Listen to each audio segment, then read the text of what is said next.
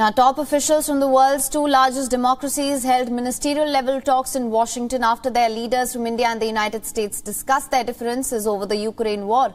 U.S. Secretary of State Antony Blinken, U.S. Secretary of Defense Lloyd Austin, Indian External Affairs Minister Dr. S. Jaishankar and Indian Defense Minister Rajnath Singh met at the State Department for the 2+2 format talks.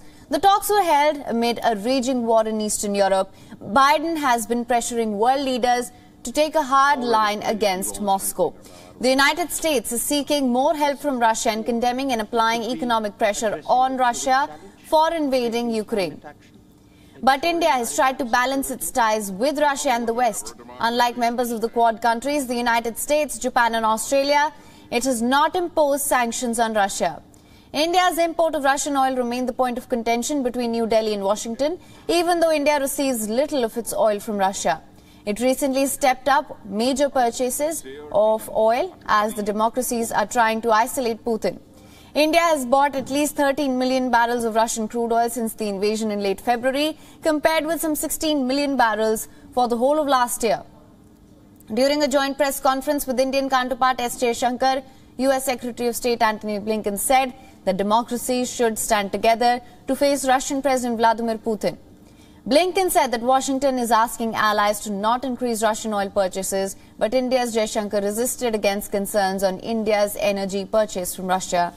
The Indian foreign minister said that the focus should be on Europe and not India when it comes to energy imports from Russia.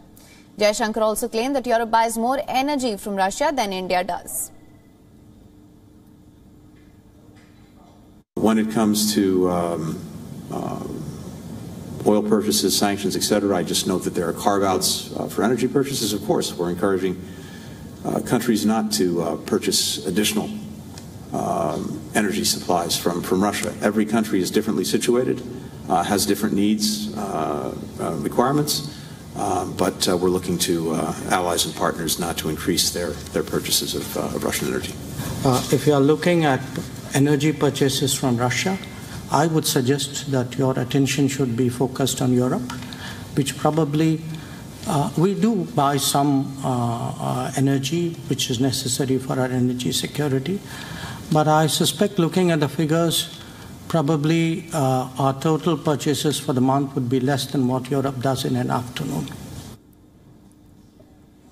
Notably, ahead of the talks, White House reportedly stated that New Delhi's energy imports from Moscow do not violate United States sanctions.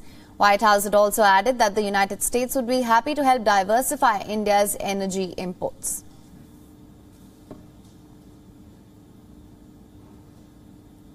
And joining us live on this broadcast from Washington, D.C. is Richard M. Rosso, U.S.-India policy expert. Thank you for joining us. Yeah, of course.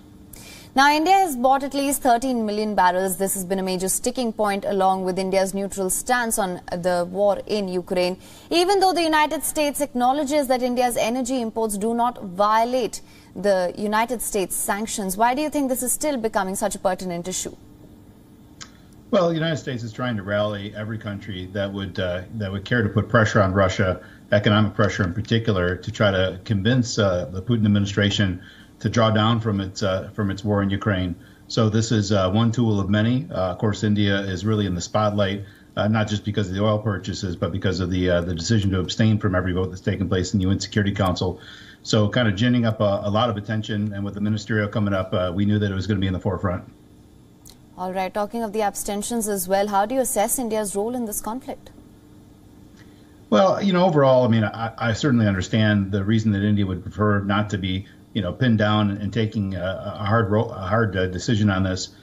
India has a very heated confrontation that still is ongoing with China, and a lot of India's military readiness relies heavily on Russian military equipment and the imports and spares and such that's coming in.